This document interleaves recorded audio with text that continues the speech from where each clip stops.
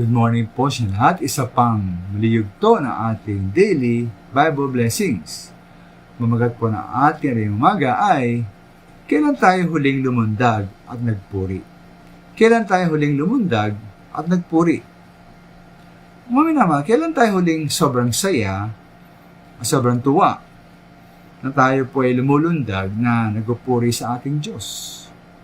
Matagal na, no? At marahil, dapat muna tayong tumanggap ng napakalaking pagkapala bago mangyari yun. Ito napakalaking pera siguro o paggaling mula sa isang grabing karamdaman. Sa magawa 2:2, at may kita po roon ng isang lalaking lumpo mula pa nang siya ay isilang.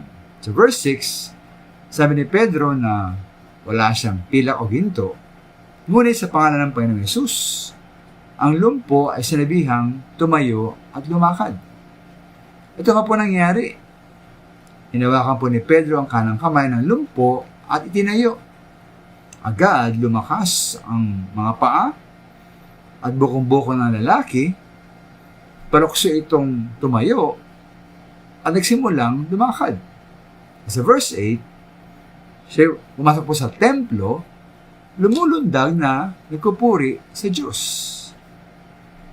Ngayon po, kung tuusin mga minamahal, parang napaka-normal po ba, di ba? Napaka-normal karaniwan na para sa atin ang makatayo, makalakad at makalundag. Hindi na nga dahilan ito para tayo po marahil ay magpuri pa sa Diyos. Ito nga para sa akin ang nakalungkot.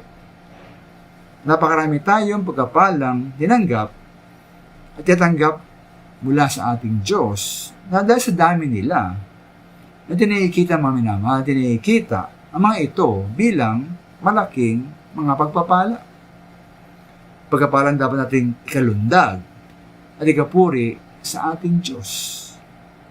Ay po, hindi ba napakaling pagpapala na tayo po hindi bulag as halip ay nakakita?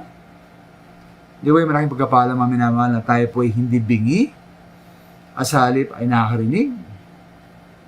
Doon maraming pagkapalang mga minamahal na tayo hindi pipi, as halip ay nakapagsalita at nakakaawit? Hindi pagkapalang mga minamahal na tayo po hindi lumpo, as halip ay nakakalakad, nakatakbo at nakakalundag pa? Nawa po ating huwag hintayin, no?